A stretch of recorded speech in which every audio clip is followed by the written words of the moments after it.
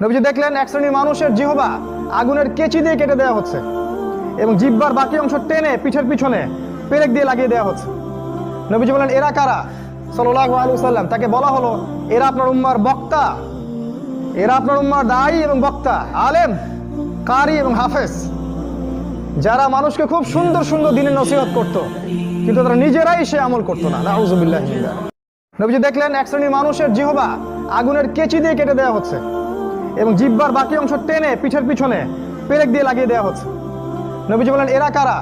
সাল্লাল্লাহু আলাইহি ওয়াসাল্লাম তাকে বলা হলো, এরা আপনার উম্মার বক্তা, এরা আপনার উম্মার দায়ী এবং বক্তা, আলেম, কারি এবং হাফেজ, যারা মানুষকে খুব সুন্দর সুন্দর দিনের নসিহত করত, কিন্তু তারা নিজেরাই সে আমল করতো না। নাউযুবিল্লাহি মিন যালিক।